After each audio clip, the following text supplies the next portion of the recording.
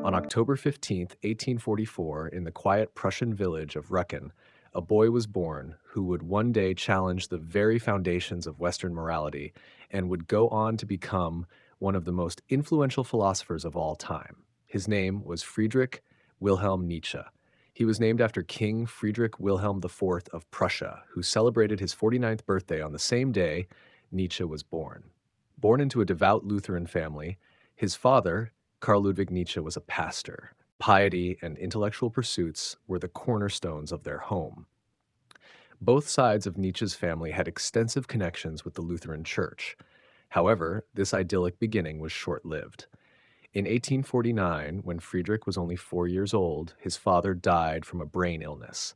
This was followed by the death of his 2-year-old brother, Ludwig Joseph, just 6 months later. These early encounters with death and grief would profoundly shape the young Nietzsche's psyche.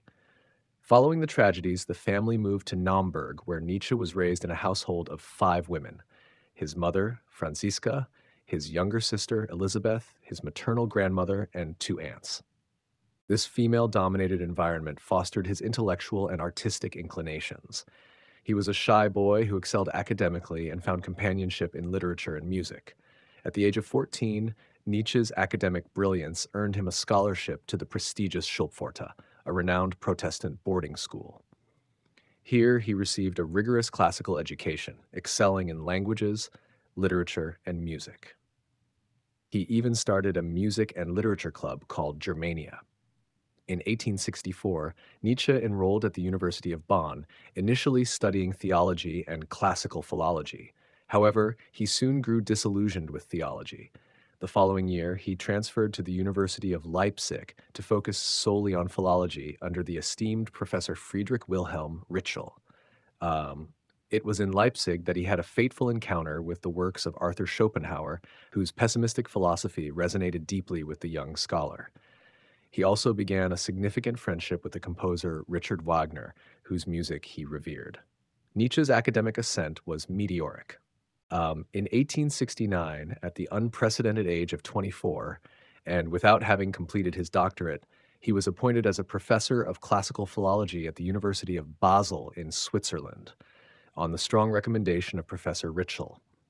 This appointment marked the end of his formative years and the beginning of a philosophical journey that would leave an indelible mark on the world. The once devout boy from a long line of pastors was now on a path to become one of history's most radical and controversial thinkers. This is the entire philosophy of Nietzsche explained to you in a calming tone to fall asleep to. Welcome. We begin this exploration with a quiet yet unsettling observation from the 19th century philosopher Friedrich Nietzsche. In the preface to his work on the genealogy of morality, he states, "We are unknown to ourselves, we knowers, and for a good reason. We have never sought ourselves. How then should it happen that we find ourselves one day?" This is our starting point, the threshold of awakening. It isn't a sudden, dramatic event, but a slow, dawning realization. The quiet before conscious thought fully takes hold, a space where something else, something deeper, begins to stir. Nietzsche's words are not just an abstract philosophical puzzle, they are an invitation to a deeply personal form of inquiry. He suggests that the quest for knowledge has, perhaps ironically, led us away from the one subject that is most immediate yet most mysterious: ourselves. We are, as he puts it, strangers to ourselves. Why should this be the case? For Nietzsche, a primary reason is that we are born into a world of pre-existing values and beliefs. We inherit a vast and complex structure of morality, a framework of good and evil that shapes our understanding of ourselves and the world long before we have the capacity to question it. He argues that we have taken the value of these values for granted, accepting them as absolute and beyond question. This inheritance, while providing a sense of order and security, can also act as a veil, obscuring the more complex and often contradictory truths of our own nature. The journey Nietzsche proposes, therefore, is one of excavation, a careful digging beneath the surface of these inherited beliefs to see what lies beneath.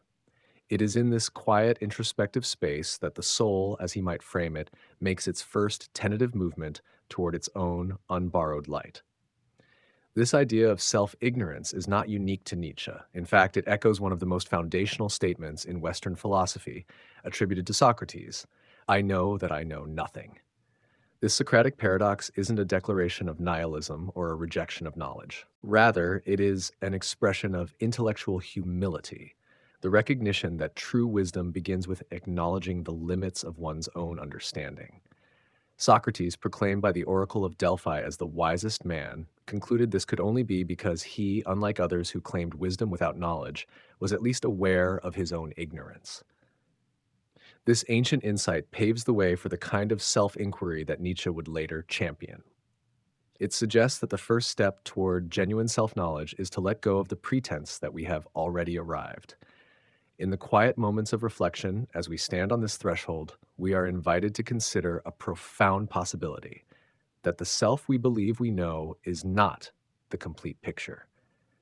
It may be a construct shaped by forces and ideas we have never consciously examined. And in the stillness, before the day's thoughts and routines take over, there is an opportunity to listen for something else, the faint initial stirring of a more authentic self preparing to awaken.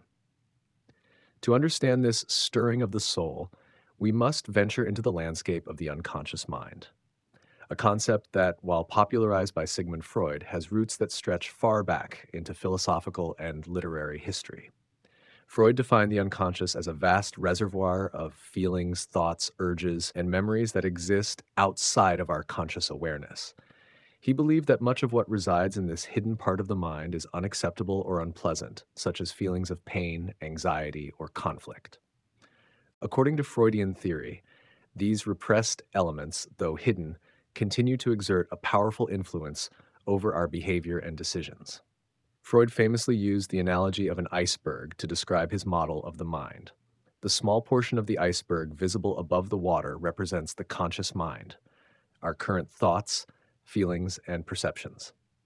The part of the iceberg submerged just below the surface is the preconscious, containing information that is not currently in our awareness but can be easily accessed.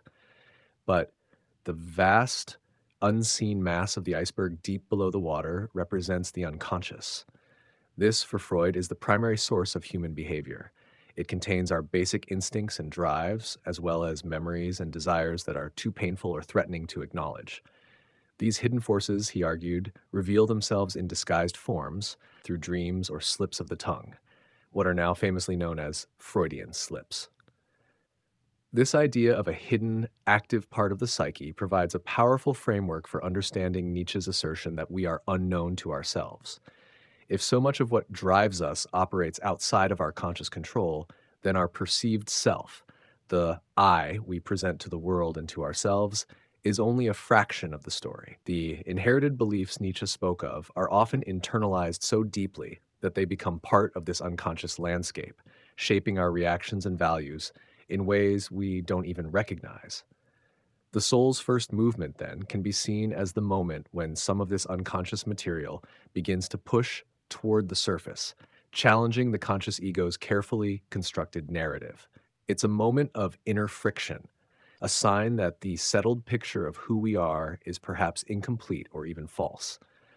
Carl Jung, a student of Freud who later broke away to develop his own theories, expanded on this concept of the unconscious in a way that brings us even closer to the idea of a soul seeking its own light. Jung proposed the idea of the shadow, which he described as the part of our personality that has been relegated to the darkness of the unconscious over the course of our lives. The shadow contains all the aspects of ourselves that we or our society deem unacceptable, our dark side, so to speak. This can include negative traits like selfishness or aggression, but it can also contain positive qualities that we have repressed for fear of standing out or being judged. Jung wrote, "Everyone carries a shadow, and the less it is embodied in the individual's conscious life, the blacker and denser it is." Like Freud, Jung believed that these repressed elements do not simply disappear. When the shadow remains unconscious, it can wreak havoc in our lives, leading to self-destructive behaviors or causing us to project our own unacknowledged faults onto others. Jung famously said, "That which we do not bring to consciousness appears in our lives as fate." This suggests that our unexamined inner world can manifest as external circumstances that seem beyond our control. The process of integrating the shadow for Jung is a crucial part of personal growth, a moral effort to become whole. This journey of making the darkness conscious is not about eliminating the shadow, but about acknowledging it, understanding it, and integrating it into a more complete and authentic self. From this perspective, the quiet stirring that Nietzsche alludes to is the call of the shadow. It is the unconscious self asking to be known. It is the beginning of a dialogue between the conscious ego and the vast unknown territory within. This is not a comfortable or easy process. It requires courage to look at the parts of ourselves we have disowned. But it is also the path toward what Jung called individuation, the process of becoming an individual, a whole and integrated person. It is, in essence, the soul's journey toward its own light, a light that can only be fully realized when it is no longer afraid of its own darkness. The notion that we live in a state of partial blindness, mistaking shadows for reality, has one of its most powerful expressions in Plato's allegory of the cave, from his work The Republic. This ancient story provides a compelling metaphor for the journey from inherited ignorance to self-realization. Plato, through the voice of his mentor Socrates, asks us to imagine a group of people who have lived their entire lives chained in a cave. All they can see are the shadows of objects cast on the wall in front of them by a fire burning behind them. For these prisoners, the shadows are not representations of reality. They are reality, the only one they have ever known. Now, imagine that one of the prisoners is freed. At first, the light of the fire would be painful to their eyes, and they would be confused. If they were shown the objects that cast the shadows, they might not believe that these are more real than the shadows they are accustomed to. If this prisoner were then dragged out of the cave and into the sunlight, the experience would be even more overwhelming. But gradually, as their eyes adjusted, they would begin to see the world as it truly is: the trees, the animals, the sky, and finally, the sun itself, which Plato uses as a symbol for the ultimate source of truth and knowledge, the form of the good. This journey out of the cave is the process of philosophical enlightenment and self-discovery. The inherited beliefs that Nietzsche challenges are the shadows on the cave wall. They are the comfortable second-hand realities that we accept without question. The quiet before thought is that moment of being unchained, the first disorienting glimpse that there might be more to reality than what we have always believed. It is the beginning of the difficult ascent into the light. Plato suggests that this journey requires a complete reorientation of the soul, a turning away from the world of fleeting appearances toward the world of genuine understanding. Plato's allegory also contains a poignant and cautionary element. What happens when the freed prisoner, now accustomed to the light of truth, returns to the cave to share their discovery? Their eyes, now used to the brightness, would struggle to see in the darkness, and they would seem foolish to the other prisoners. If they tried to explain that the shadows on the wall were not real, the others would likely mock them or even become hostile, believing them to be mad. This illustrates the profound resistance we often have to questioning our foundational beliefs. The comfort of the familiar, even if it is an illusion, can be more appealing than the difficult and often isolating path of truth. This connects directly to the challenge posed by Nietzsche. To question inherited morality is to risk being seen as an outsider, to be misunderstood by those who remain comfortably within the cave of conventional values. It is a journey that, at least initially, must be undertaken alone. The soul's first movement is an internal one, a personal turning toward a new light, regardless of whether that light is recognized or valued by the world outside. It is the choice to begin the arduous climb out of the cave, guided by the intuition that there is a reality more profound than the shadows we have been taught to call home. This theme of the individual struggling against a perceived reality, grappling with the depths of their own psyche, is a central preoccupation of the Russian novelist Fyodor Dostoevsky.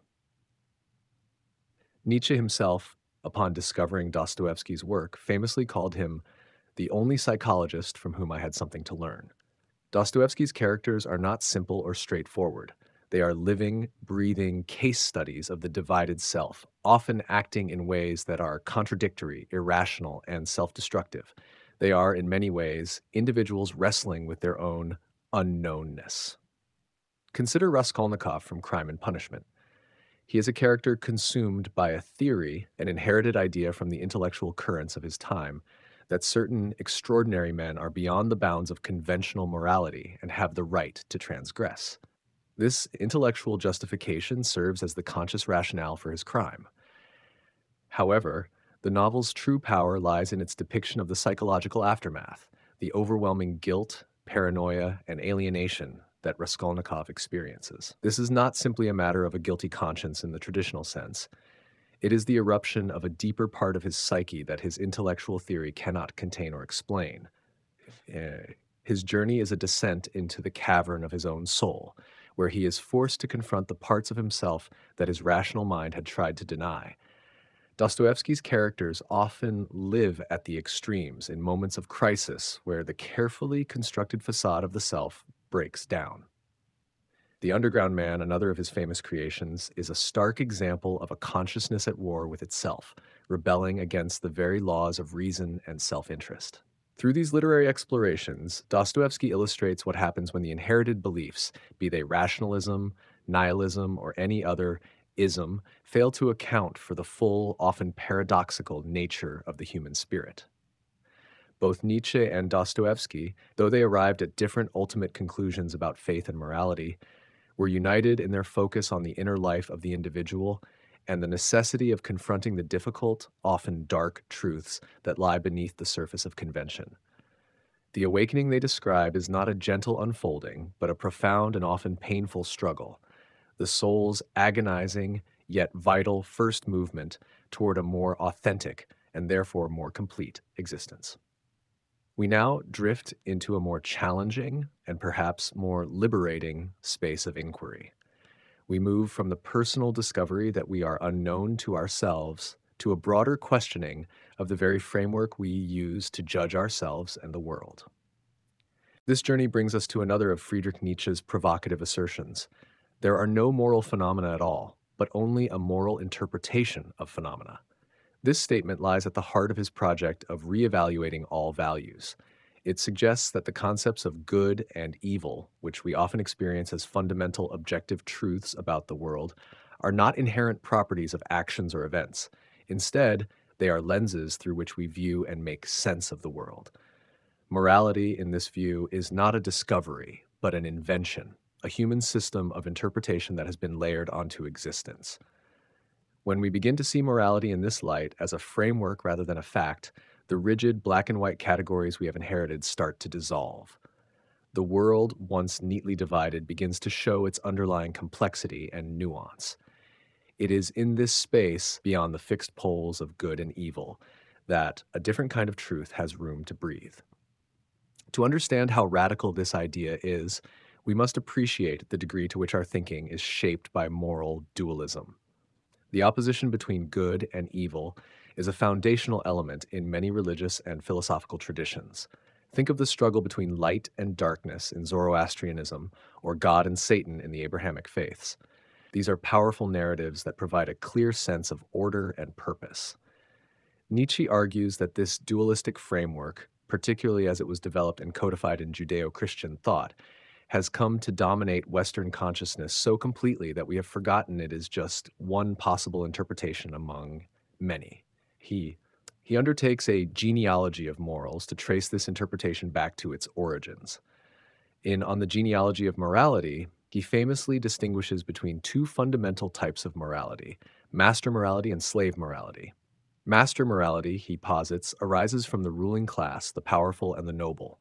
In this system, good is defined simply as that which is noble, strong, and life-affirming, the qualities possessed by the masters themselves.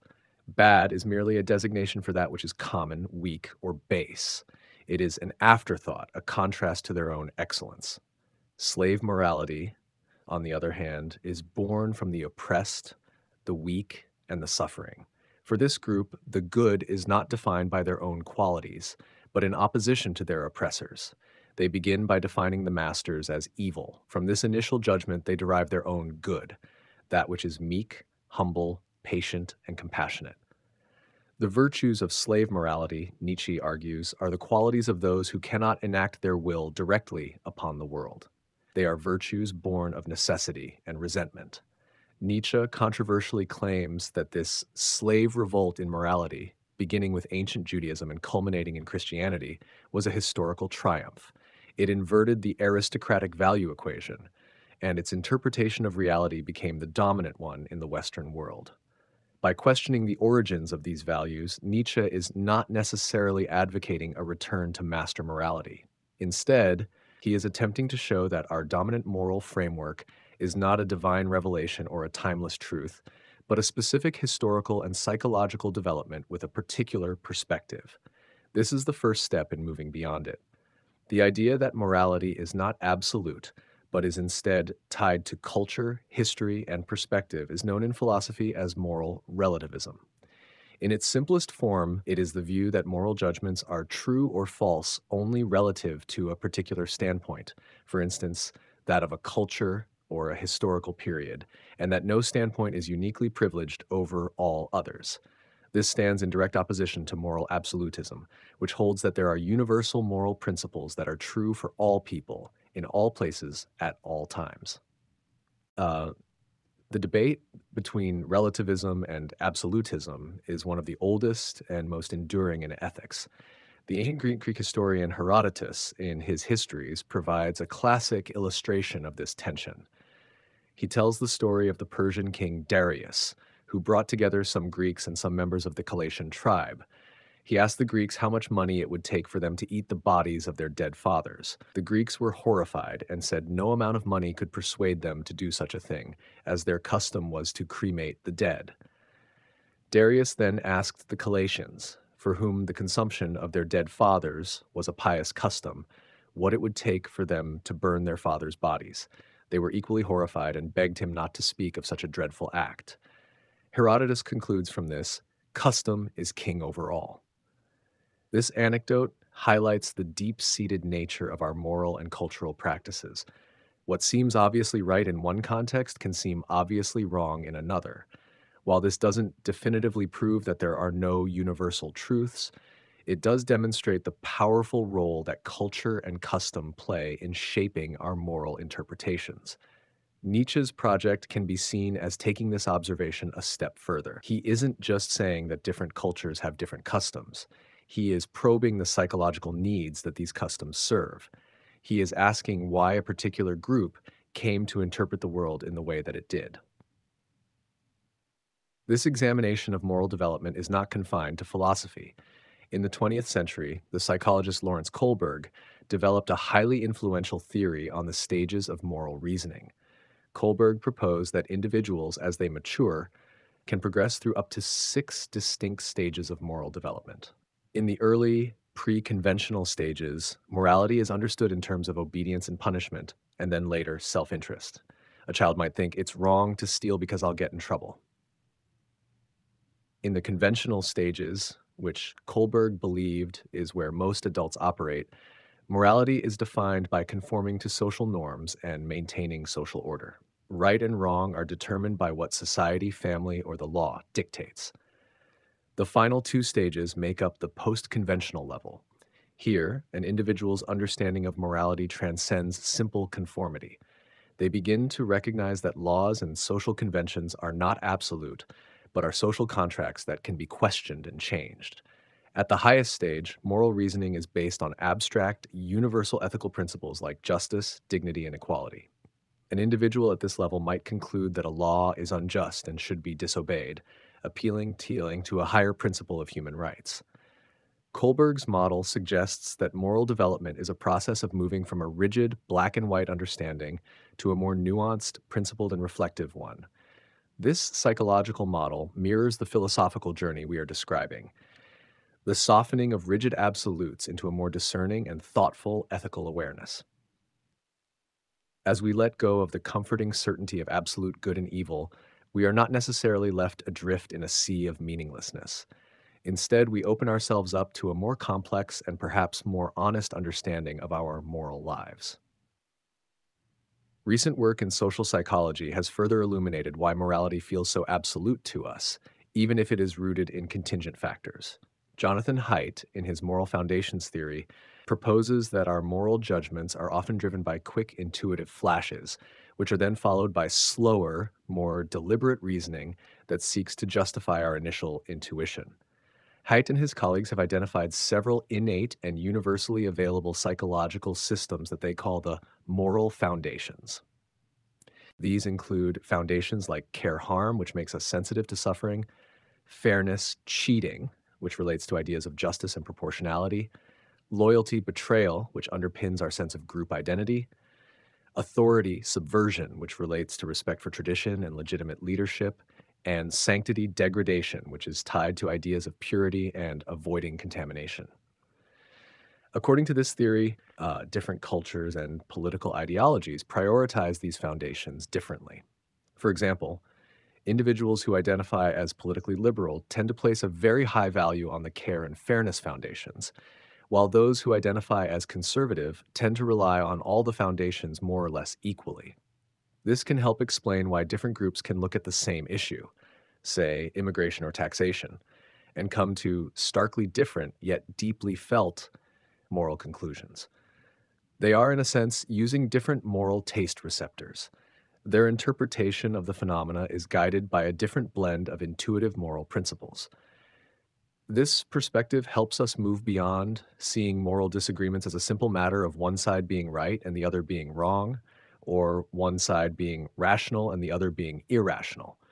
It allows us to see that different moral conclusions can be rooted in genuinely different, though equally human, psychological orientations.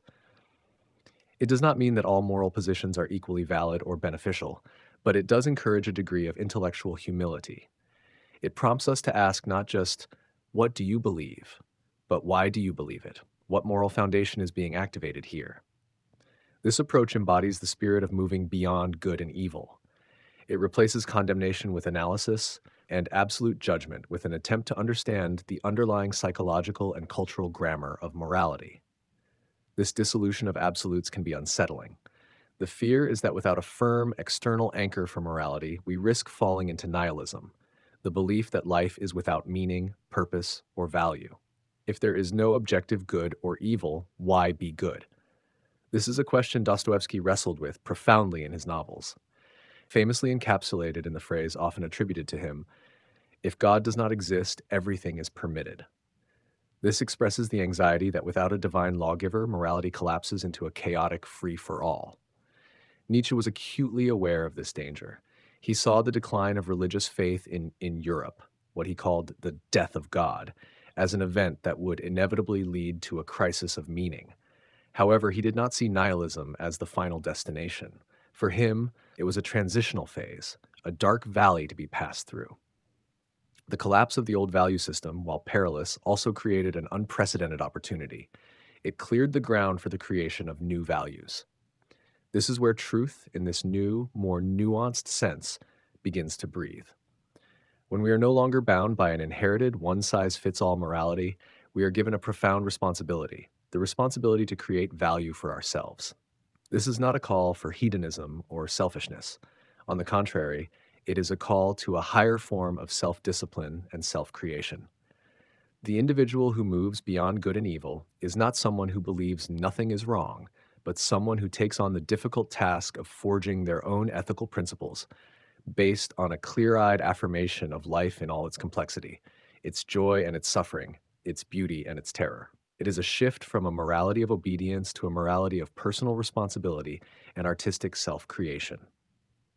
Here, in the quiet space cleared of old dogmas, we are invited not just to interpret the world, but to participate in the ongoing creation of its meaning. We now approach one of the most famous and perhaps most misunderstood statements in all of modern philosophy. It is a phrase that rings with a kind of dramatic finality, an announcement delivered not with triumph, but with a sense of frantic urgency.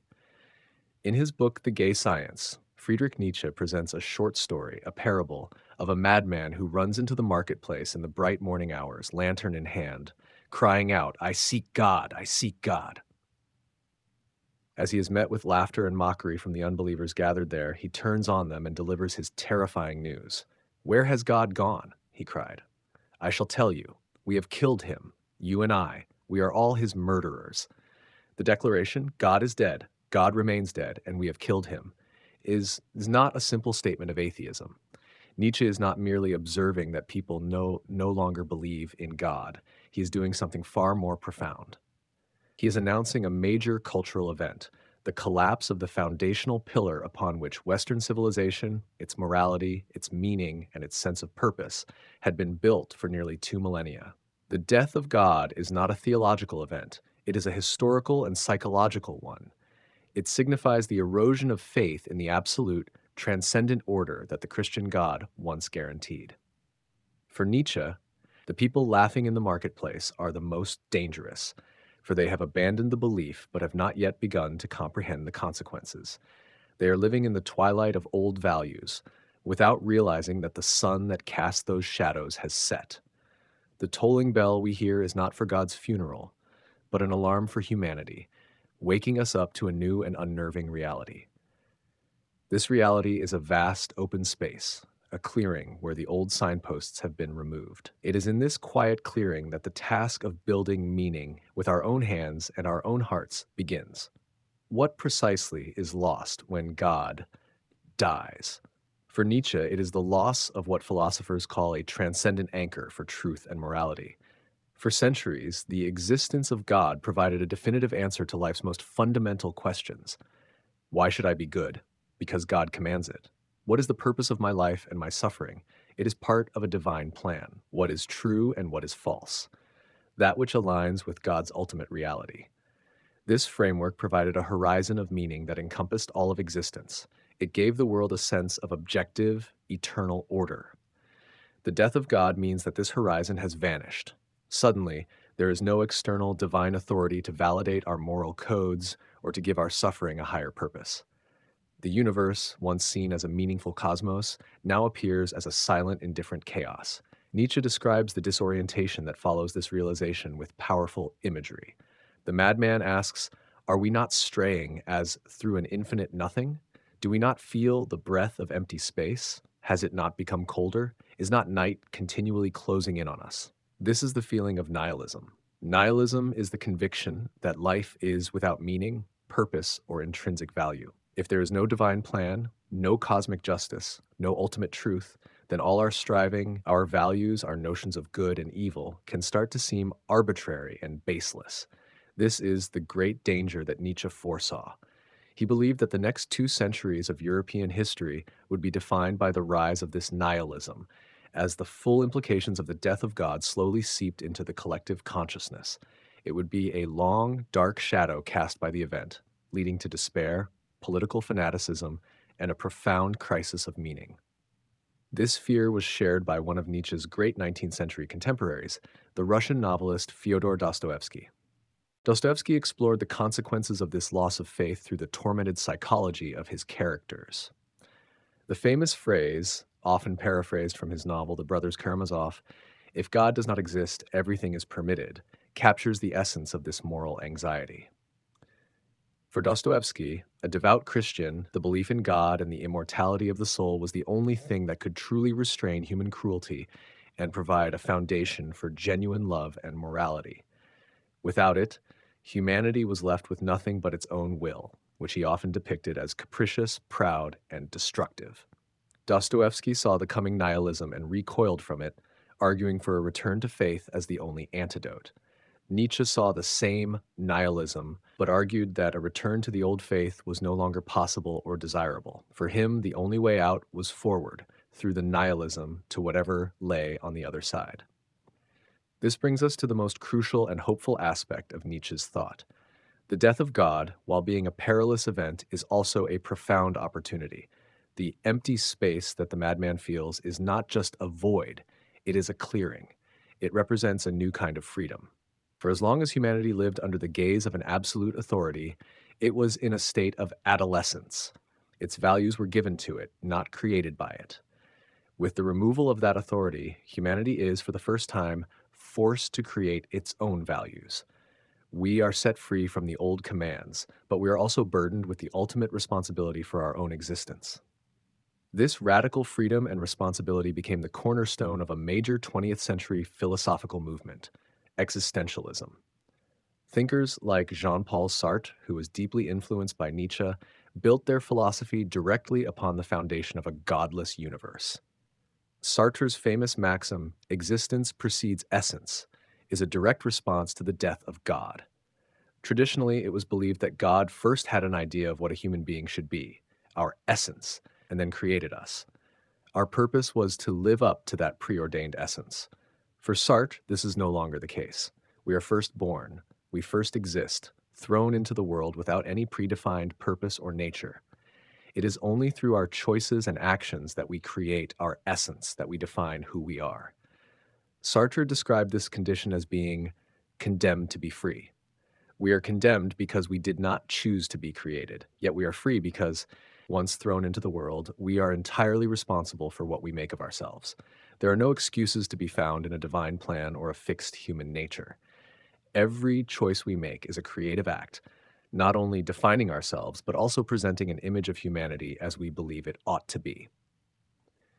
This is a staggering responsibility, and it can cause what the existentialists called anguish, the weight of total freedom and the realization that our choices matter absolutely.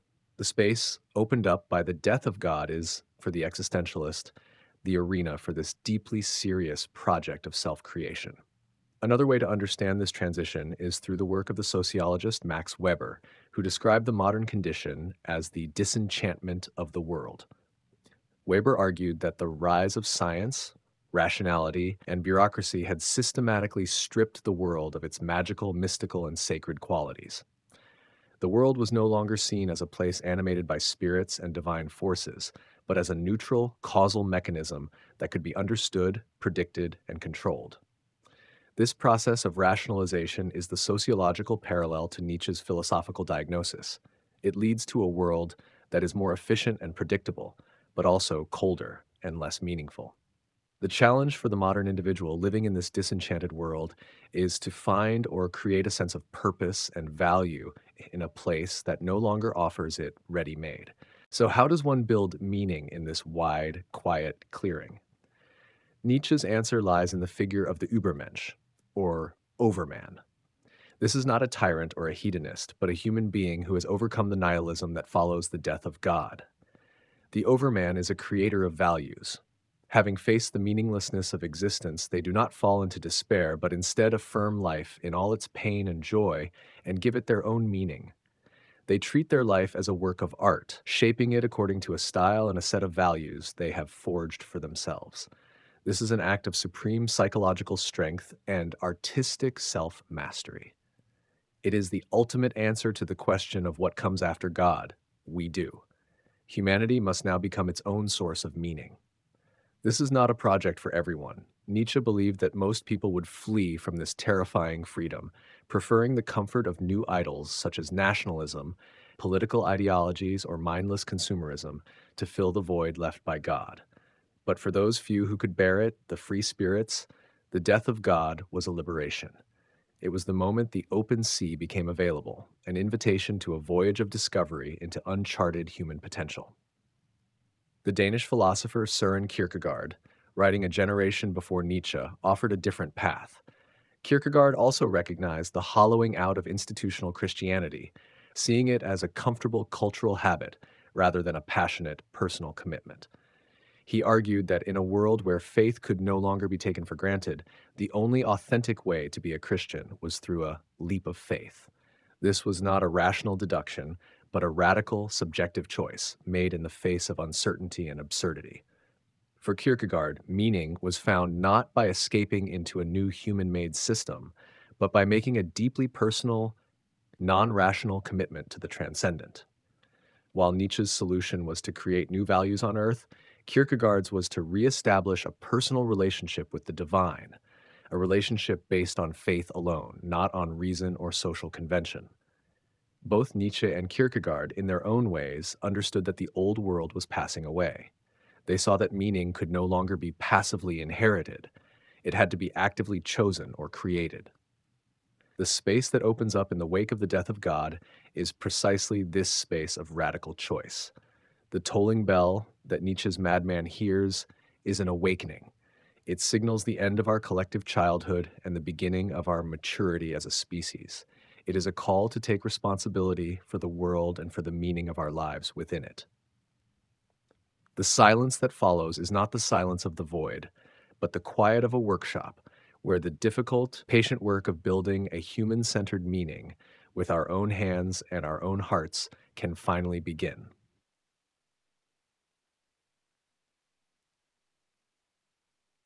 We arrive now at a place of profound quiet and introspection.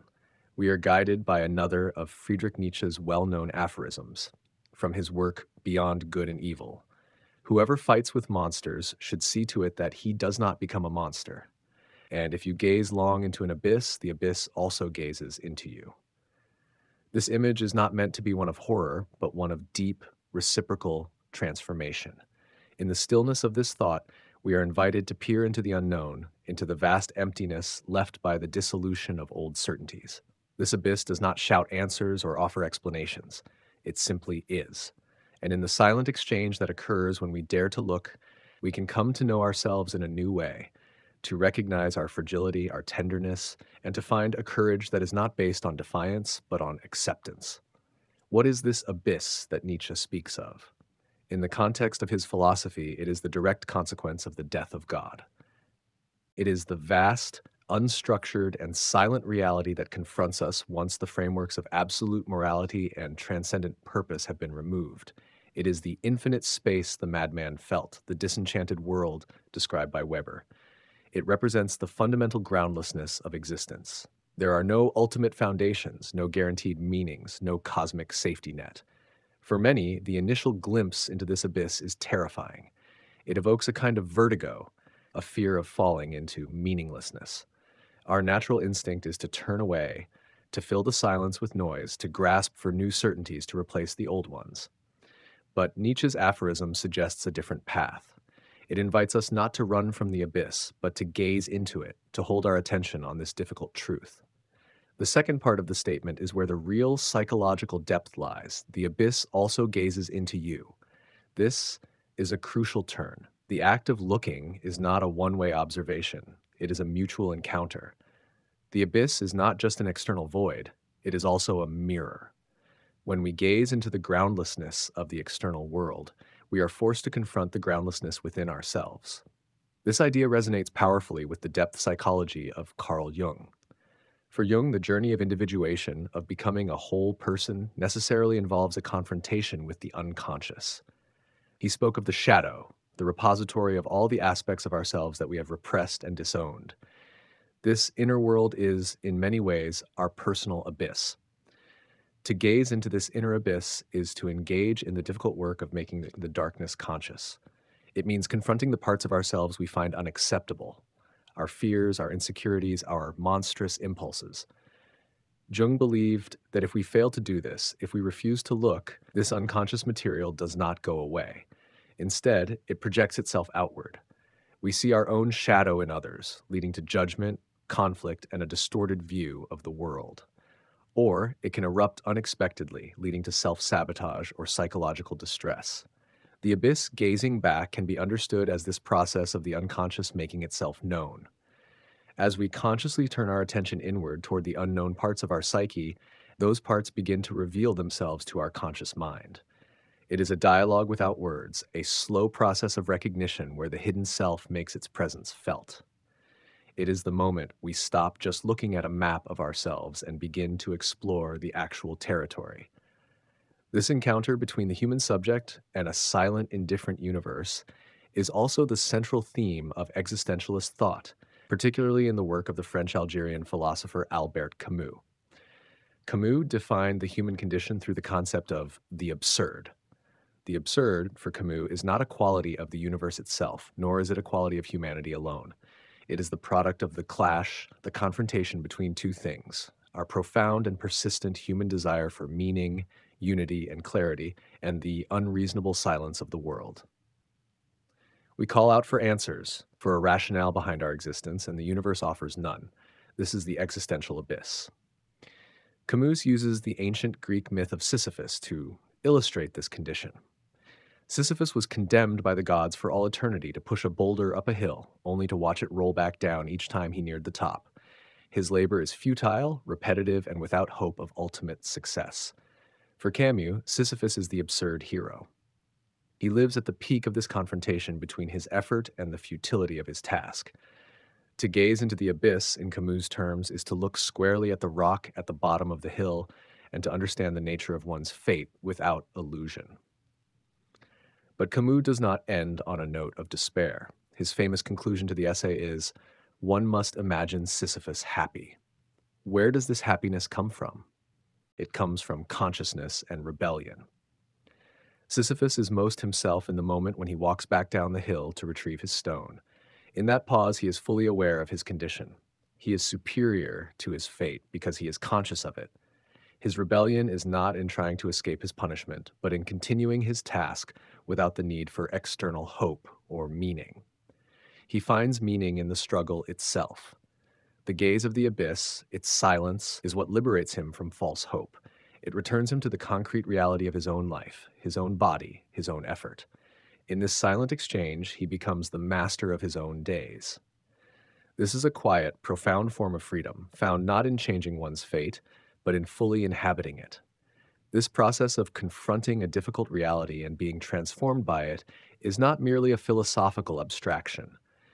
It has a compelling parallel in modern psychology, in the concept of post-traumatic growth. This field of study examines the positive psychological changes that can occur in individuals as a result of struggling with major life crises or traumatic events. Research has shown that while trauma is deeply distressing, for some people, the struggle to come to terms with it can lead to significant growth in several areas. These can include a greater appreciation for life, a deepened sense of personal strength, improved relationships with others, a recognition of new possibilities for one's life, and a profound shift in one's spiritual or existential understanding. The key here is the element of struggle. Growth doesn't come from the traumatic event itself, but from the process of grappling with it, of gazing into that personal abyss of loss, fear, or mortality. The event shatters a person's core beliefs about themselves and the world. The world is no longer a safe and predictable place. In the aftermath, they must rebuild their worldview, integrating the difficult new reality.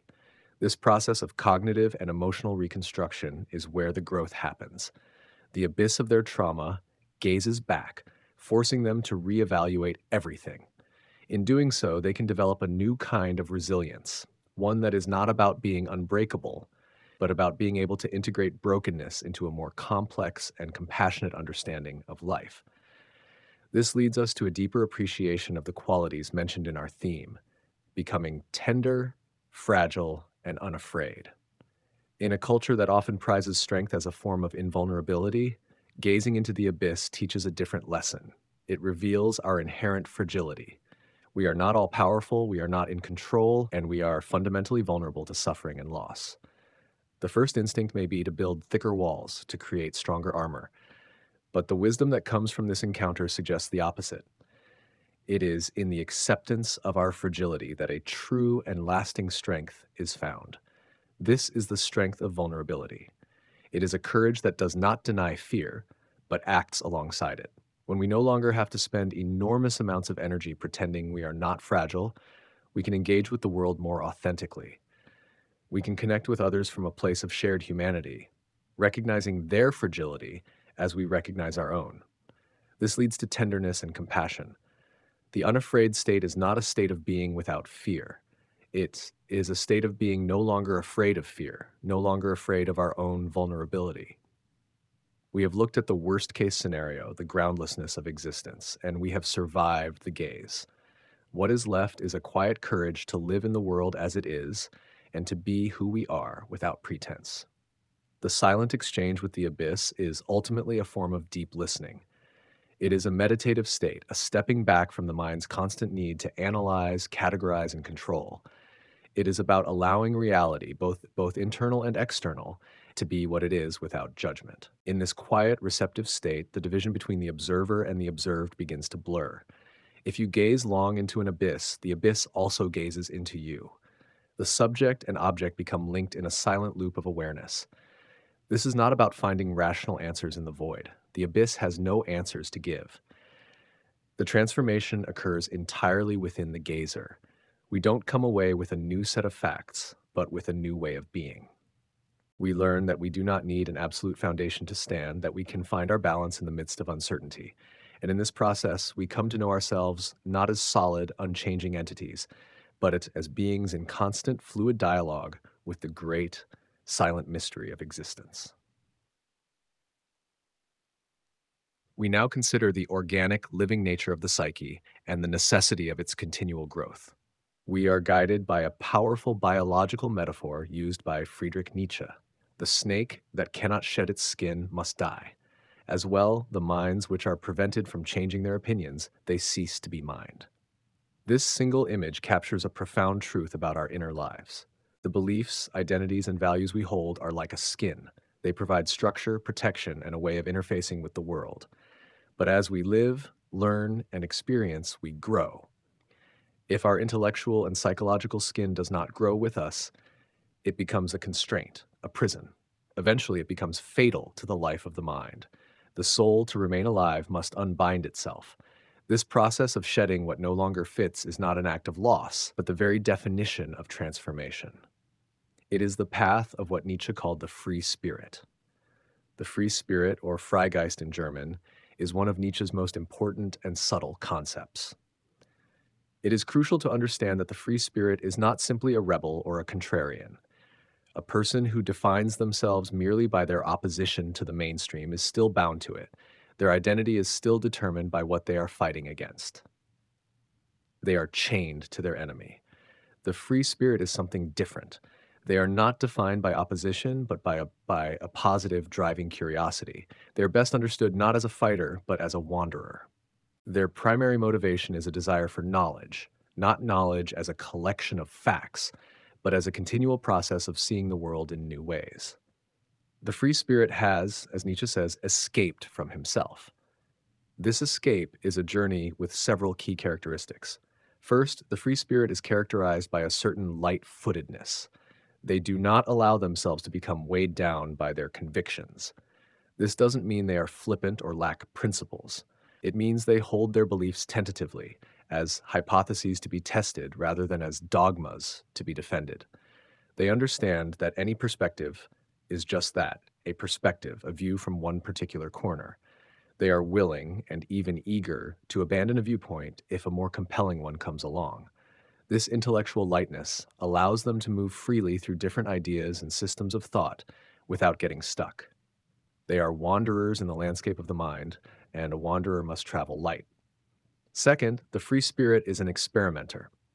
The journey of self-unbinding is not a purely intellectual exercise. It involves experimenting with one's own life. It means trying on different values, different ways of living, different ways of interpreting experience to see what they yield. This is a quiet, personal form of research. The free spirit asks, what happens if I look at the world through this lens? What kind of life results from prioritizing this value over that one? This experimental attitude is the opposite of the dogmatist, who believes they already have the final answers. The free spirit is more interested in good questions than in final answers, because questions open up possibilities, while answers can often close them down. Finally, this journey requires a capacity for solitude. To unbind oneself from inherited beliefs, one must be able to step away from the crowd. The values of the herd, as Nietzsche often called it, provide comfort, security, and a sense of belonging. To question them is to risk alienation and misunderstanding. The free spirit must therefore cultivate an inner strength that allows them to endure this solitude, not as a state of loneliness, but as a necessary condition for clear and independent thought. It is in this quiet space, away from the constant pressures of social conformity, that one can begin to hear one's own, more authentic voice. The process of shedding a skin of unlearning is often slow and challenging. It involves a deep examination of our most cherished assumptions. These are the beliefs we have absorbed so early and so completely that we mistake them for reality itself. They are the truths given to us by our family, our culture, our education, and our religion. The psychologist Jean Piaget, who studied the cognitive development of children, described how our minds build mental frameworks, or schemas, to make sense of the world. When we encounter new information, we first try to fit it into our existing schemas, a process he called assimilation. But sometimes the new information simply won't fit. The old framework is no longer adequate. At this point, a more difficult process must occur: accommodation. We must change our mental framework itself to accommodate the new reality. This process of accommodation is the psychological equivalent of shedding a skin. It can be disorienting and uncomfortable. It means admitting that our previous understanding was incomplete or incorrect.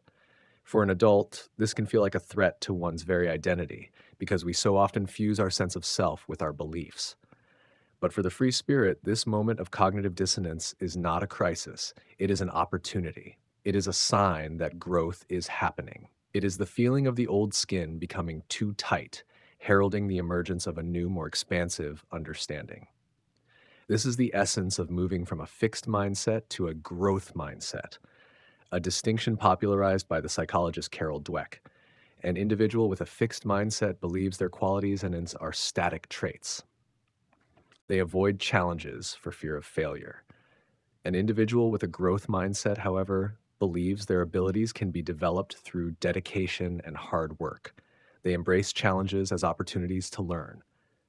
The free spirit is the embodiment of the growth mindset applied to the entirety of one's being.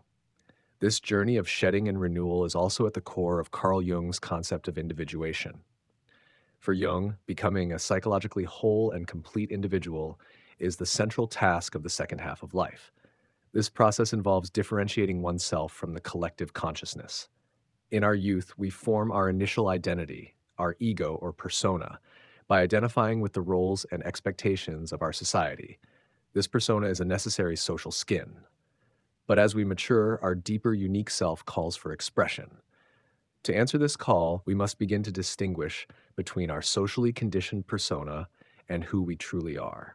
This involves turning inward and integrating the neglected parts of our psyche, including the shadow. This is a profound act of unbinding, of shedding the collective skin of the persona so that the individual soul can emerge. The snake that sheds its skin is the individual who is successfully navigating this process of individuation, continually letting go of old identities to make way for a more complete and authentic self. The fear that this process evokes is understandable. To let go of a belief system can feel like being cast adrift in a featureless ocean. But the free spirit reframes this experience. It is not a loss of grounding, but a gaining of freedom. To shed what no longer fits is not to be left with nothing. It is to create space. It is the clearing of old, dead wood to allow for new growth. The old skin has become a limitation, and its removal is a liberation. This perspective shifts the emotional tone from one of fear and loss to one of lightness and possibility. The wanderer does not mourn the towns they have left behind. They are grateful for the experience and look forward to the next stage of the journey. In the same way, the free spirit does not renounce their former beliefs with anger or bitterness. They see them as necessary stages in their own development, skins that served a purpose for a time but must now be left behind. Ultimately, for Nietzsche, the purpose of this constant becoming is health. He frequently used the language of physiology to describe the life of the mind. A healthy mind, like a healthy body, is dynamic, flexible, and adaptable. It can absorb new experiences and be nourished by them. A sick mind is rigid, brittle, and defensive. It clings to dogma because it is too weak to handle the uncertainty of open inquiry. The snake that cannot shed its skin is sick. Its inability to change is a symptom of its decline. The free spirit, in contrast, cultivates a state of great intellectual and spiritual health. They are not in pursuit of some final, static truth that will allow them to stop thinking. They are in pursuit of a state of being that finds its joy in the journey itself, in the perpetual process of questioning, learning, and becoming. This is the precondition for what Nietzsche called amor fati, the love of one's fate. It is the ability to affirm life in its entirety, with all its constant, unpredictable, and sometimes difficult transformations.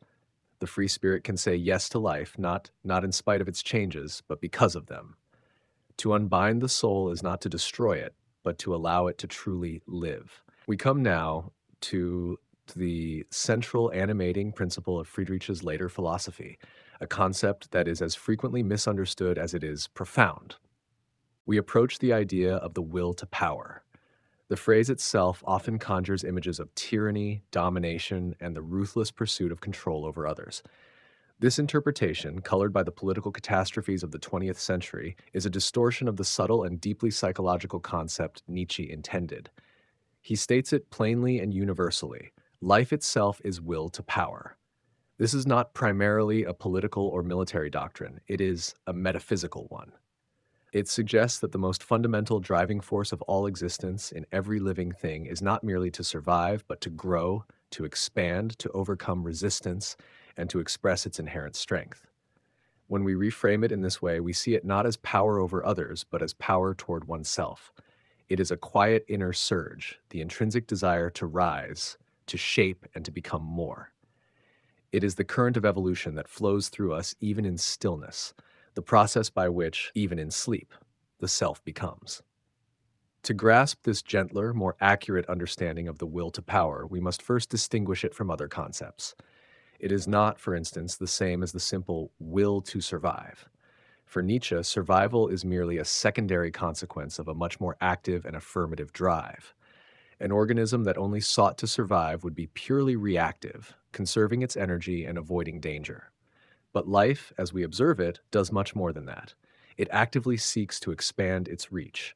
A tree root pushes through hard soil not just to find water, but to anchor itself more firmly, to grow larger, to overcome the resistance of the earth. An animal does not just eat to live. It competes, it plays, it establishes territory, it seeks to flourish. This flourishing, this drive to go beyond mere maintenance, is the will to power. It is the will to discharge strength, to make an impact, to impose its own form upon the world. This fundamental drive, Nietzsche argues, is at work everywhere. It is in the philosopher who wrestles with disparate ideas, seeking to forge them into a coherent and powerful system of thought. It is in the artist who takes the raw, chaotic material of paint or clay or sound and imposes upon it a form, a vision, a will. The creation of a work of art is a supreme act of will to power, not of domination, but of shaping, ordering, and making manifest an inner vision. This drive to shape and master is most productively turned inward. The free spirit we discussed previously is a perfect embodiment of this internal will to power. The act of shedding an old skin, of questioning one's own beliefs, of overcoming one's own intellectual laziness or fear, this is the will to power in its most refined form. It is the will to self-overcoming. It is the power to become the master of one's own inner chaos, to shape one's own character, to create one's own values. This understanding of a fundamental drive toward growth and mastery has compelling echoes in the field of psychology, particularly in the work of those who broke away from Sigmund Freud's more deterministic view of human nature. Freud's model of the psyche was largely based on the pleasure principle, the idea that we are driven to seek pleasure and avoid pain, and on the homeostatic model of reducing tension. For Freud, a primary driver was the release of built-up psychic energy, often from repressed sexual or aggressive drives. While groundbreaking, this view can present a somewhat negative picture of human motivation as a constant struggle to manage uncomfortable internal pressures. Alfred Adler, an early associate of Freud who developed his own school of individual psychology, proposed a different central motivator for human life. Adler believed that the primary force was not the pleasure principle, but a striving for superiority or striving for perfection. This striving, he argued, arises from a universal human experience, the feeling of inferiority. As children, we are small, weak, and dependent on large, powerful adults. This initial sense of inferiority, Adler claimed, becomes the wellspring of all our development. We spend our lives striving to overcome this feeling, to compensate for our perceived weaknesses, and to move toward a state of greater competence, completion, and mastery. This striving for superiority should not be confused with the desire to dominate others. For a psychologically healthy individual, it manifests as a striving for personal perfection and the common good. It is the desire to become a better, more capable, more complete version of oneself. This Adlerian concept runs in a remarkable parallel to Nietzsche's will to power. reframing it as a positive, creative force aimed at self improvement and the overcoming of personal limitations. A generation later, the humanistic psychologist Abraham Maslow offered another, similar perspective with his famous hierarchy of needs. Maslow proposed that after our more basic physiological and safety needs are met, we are driven by higher level needs for love, belonging, and esteem. But at the very top of his hierarchy is the need for self actualization. Maslow described this as the desire to become everything that one is capable of becoming. It is the full realization of one's talents, capacities, and potential. The self actualized individual is creative, autonomous, and dedicated to a calling or a purpose beyond themselves. This is the will to power seen through a humanistic lens. It is the innate human impulse to grow, to create, and to express our fullest being. It is the quiet internal engine that, once our basic survival is secured, pushes us toward meaning, purpose, and self fulfillment. So, how does this inner surge manifest in our lives, especially in the quiet moments? It is the restless feeling that we are meant for more than our current routine. It is the decision to learn a new language, to pick up a musical instrument, to start a difficult book. In each of these acts, we are willingly choosing to move from a state of comfortable ignorance to a state of effortful learning. We are confronting our own limitations and actively working to expand them. This is the will to power in microcosm. It is the power to shape our own minds, to build new neural pathways, to impose a new order on our own abilities. It is the choice of growth over stagnation. Even in states of apparent passivity, like stillness or sleep, this shaping force continues its work. The practice of meditation, for example, is not truly passive. It is an act of profound self-mastery. The goal is to observe the chaos of the mind, the constant stream of thoughts, anxieties, and distractions, without being carried away by it. In doing so, one exercises a subtle but powerful will. It is the will to be the master of one's own attention, to shape one's own inner environment.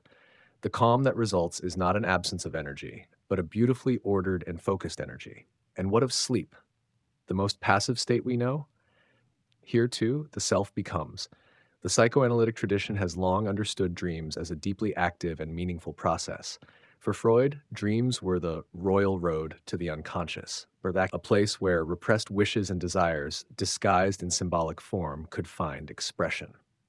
The dream work, as he called it, was a complex process of shaping and censoring raw unconscious material into a narrative that the conscious mind could tolerate.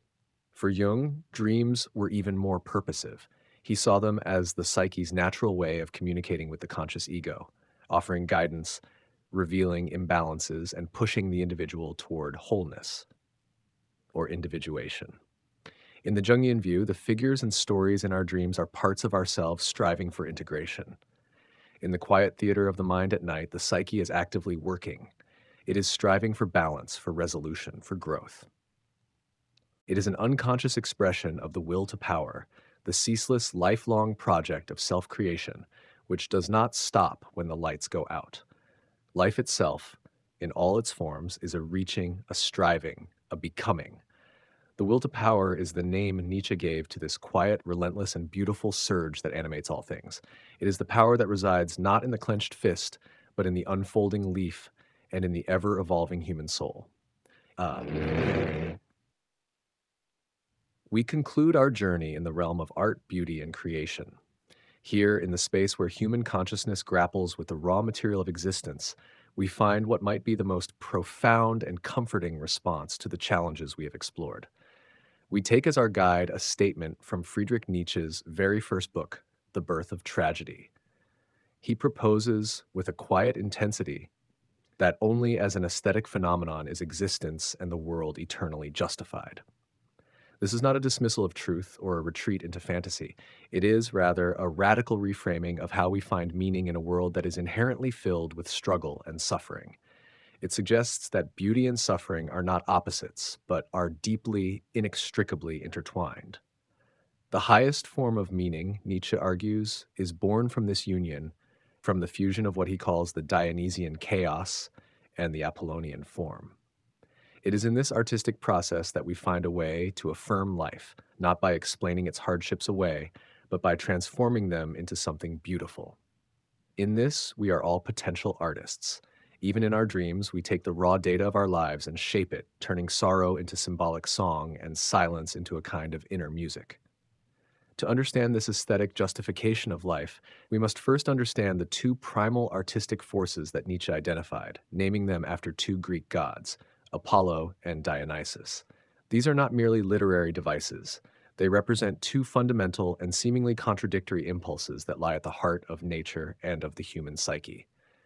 First, there is the Apollonian. Apollo is the god of the sun, of light, of reason, and of form.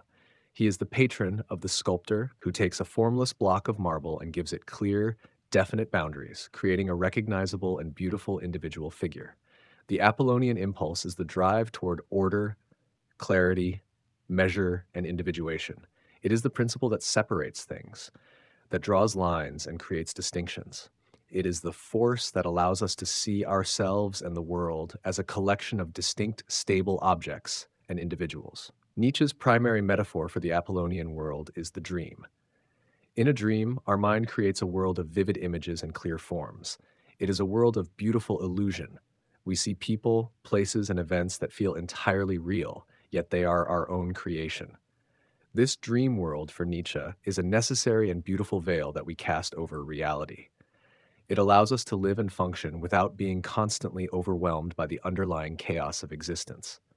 The Apollonian is the power of the beautiful appearance, the calm and ordered surface of things that makes life manageable and serene. It is the world of the individual ego, with its carefully constructed sense of self and its ordered perception of reality. In direct opposition to this stands the Dionysian. Dionysus is the god of wine, of intoxication, of music, and of ecstatic revelry. The Dionysian impulse is the drive toward chaos, emotion, and the dissolution of all boundaries. If Apollo is the god of the individual, Dionysus is the god of the collective, of the primal unity of all living things. Under the influence of the Dionysian, the principle of individuation collapses. The self dissolves, and one feels a mystical sense of oneness with nature and with one's fellow human beings. This state is one of both ecstatic joy and profound pain. It is the experience of the raw, untamed will of life itself, a churning, chaotic torrent of creation and destruction.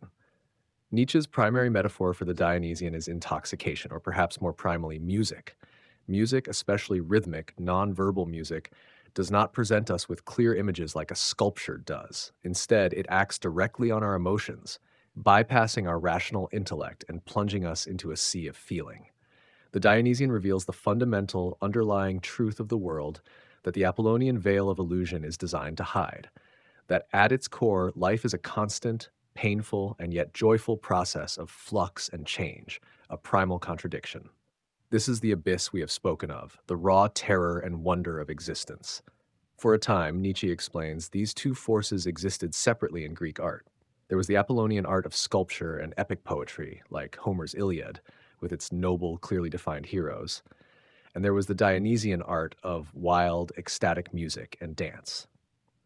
The true miracle of Greek culture, according to Nietzsche, was that for a brief, glorious period, they managed to bring these two opposing forces together in a perfect synthesis.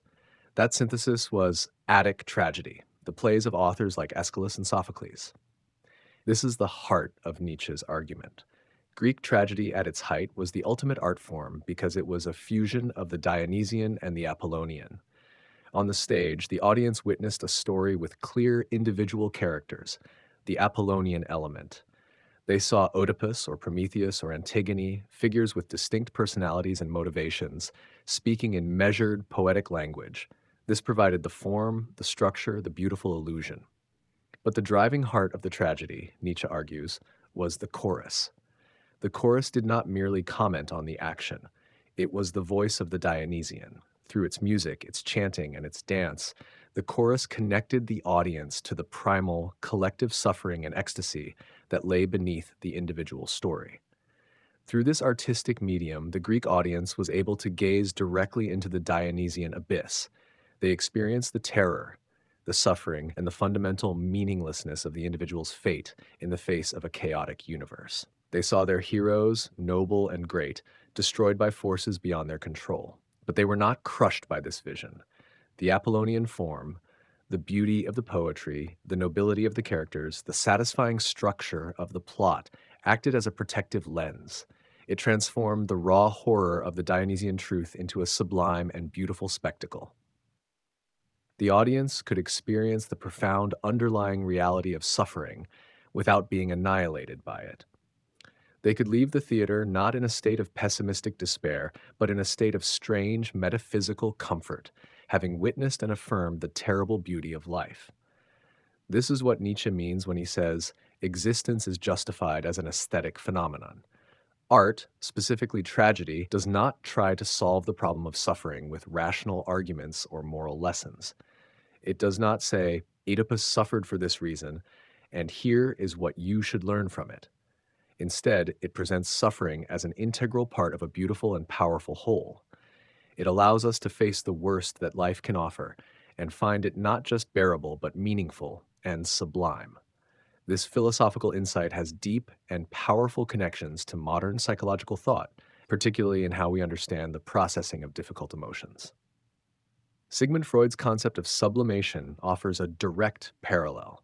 For Freud, the psyche contains powerful, primitive, and often socially unacceptable drives, particularly of a sexual and aggressive nature, which originate in the a concept that closely resembles Nietzsche's Dionysian impulse.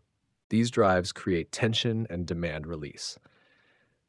Sublimation is the defense mechanism by which these raw energies are channeled away from their primitive aims and directed towards socially valuable and creative activities. The artist who pours their inner turmoil into a painting, the scientist who dedicates their life with obsessive passion to solving a problem, or the musician who transforms their private pain into a universal symphony, these are all, in the Freudian view, acts of sublimation. They are taking the chaotic Dionysian energy from within and giving it Apollonian form, structure, and expression. In doing so, they not only avoid psychological distress, but also create something of value and beauty for the world. This is the alchemy of the psyche, turning the lead of raw impulse into the gold of culture. Carl Jung provides another lens through which to view this dynamic. For Jung, the process of individuation, of becoming a whole, integrated self, involves a dialogue between the conscious ego and the vast, unknown territory of the unconscious. A significant part of this unconscious is the shadow, the repository of all the traits and feelings we have disowned. The shadow is often chaotic, primal, and frightening. It is our personal Dionysian abyss. Jung believed that art could be a powerful tool for engaging with this inner world. The act of painting, writing, or sculpting allows unconscious contents to emerge into the light of consciousness in a symbolic form. The individual gives Apollonian shape, an image, a story, a sculpture, to the formless Dionysian feelings stirring within. This creative act is not merely a release of tension, it is an act of integration. It allows the conscious ego to build a relationship with the hidden parts of the psyche, leading to greater self-knowledge and wholeness. The goal is not to defeat the inner chaos, but to give it a voice and a place within a larger, more complete personality. This principle is now applied in a very practical way in the field of art therapy. Art therapy is a form of psychotherapy that uses the creative process to improve a person's physical, mental, and emotional well-being.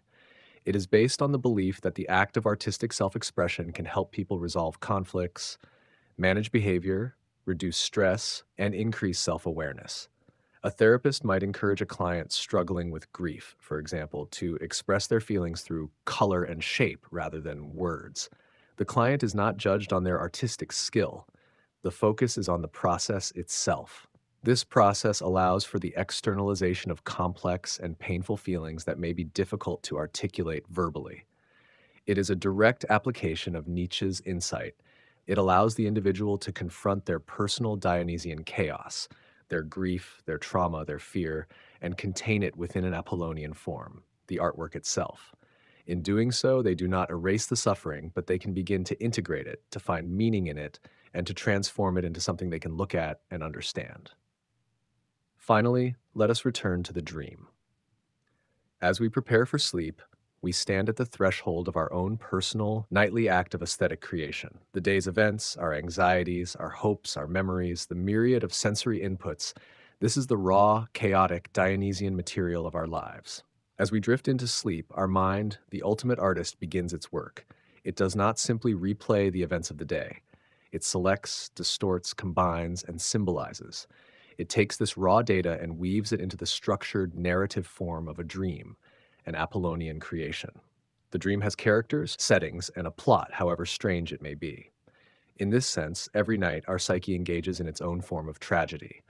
It takes the often difficult and chaotic material of our waking existence and transforms it into an aesthetic phenomenon.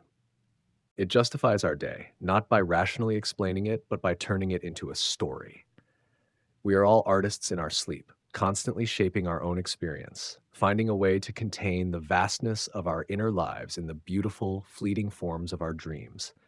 It is a quiet, nightly reminder that even in the face of life's profoundest mysteries and deepest sorrows, the creative impulse within us is always at work, striving to turn chaos into beauty and suffering into song.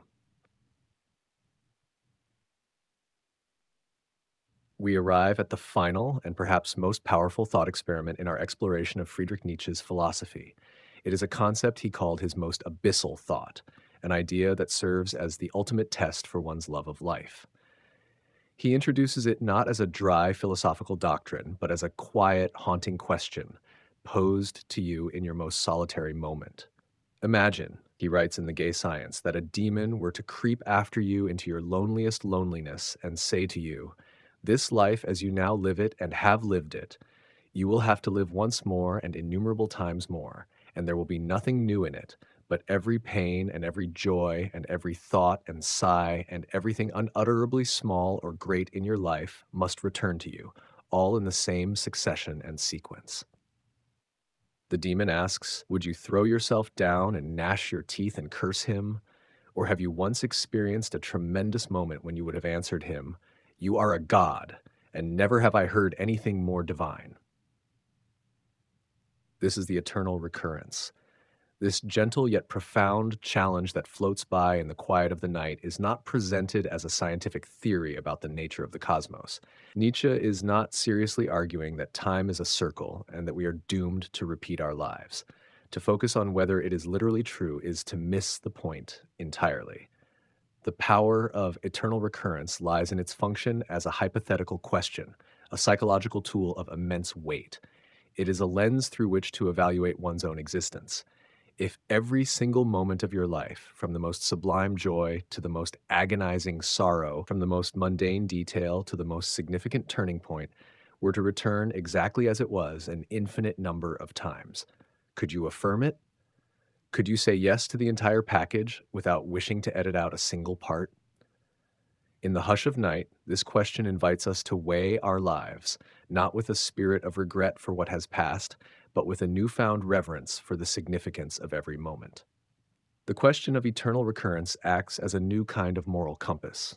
For centuries, Western morality was largely guided by the promise of an afterlife, a heaven or a hell.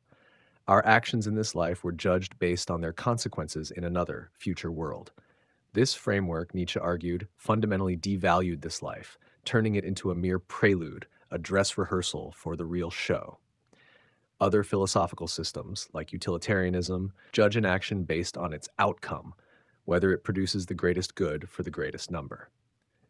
Immanuel Kant's ethics, on the other hand, are based on a universal principle, the categorical imperative, which asks us to act only according to a maxim that we could will to become a universal law. Nietzsche's eternal recurrence offers a radically different and deeply personal alternative. It becomes the ultimate filter for our choices. The guiding question is no longer, what would God want? Or what would be best for society? Or what would reason dictate for everyone? Instead, it is this action, this moment, this way of being something I would be willing to experience again and again for all eternity? This question forces an incredible sense of responsibility back onto the individual. It imbues every choice with an infinite weight. If you knew that a moment of cowardice, of cruelty, of dishonesty would not just happen once and be forgotten, but would echo through eternity as a permanent feature of your existence, would you still choose it? Conversely, if a moment of courage, of kindness, of genuine connection were to be not a fleeting memory, but an eternal reward in itself, endlessly repeated, how much more precious would that moment become.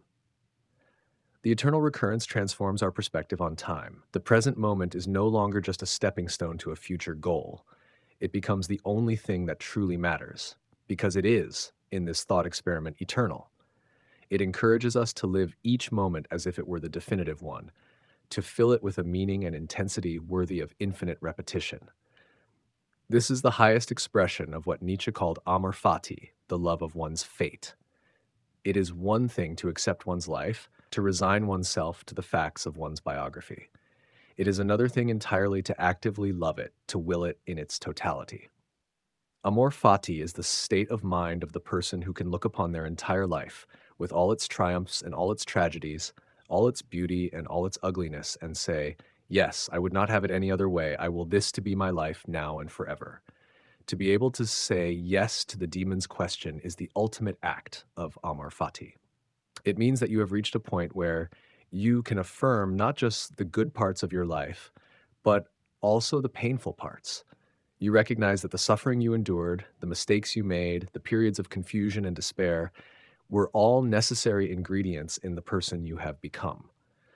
To wish away the pain would be to wish away the strength and wisdom that grew from it. The person who can affirm the eternal recurrence has achieved a complete and total acceptance of their own existence.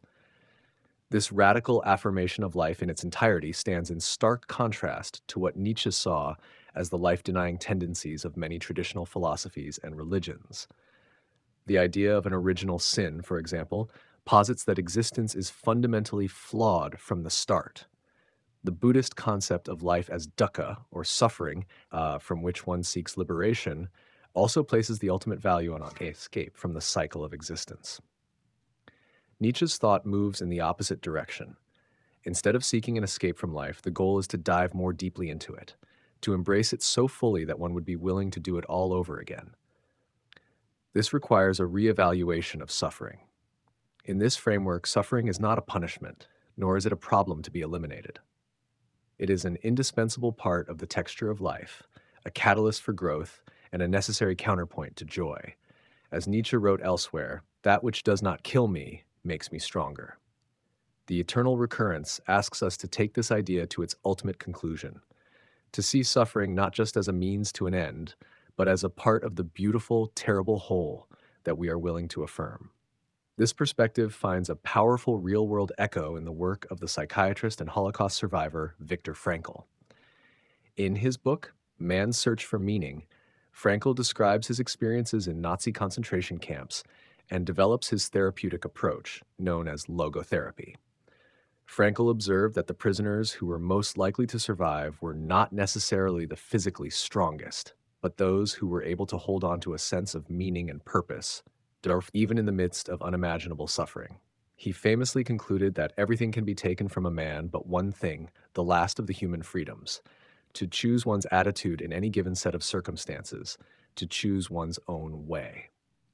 This power to choose one's attitude is the very essence of amor fati.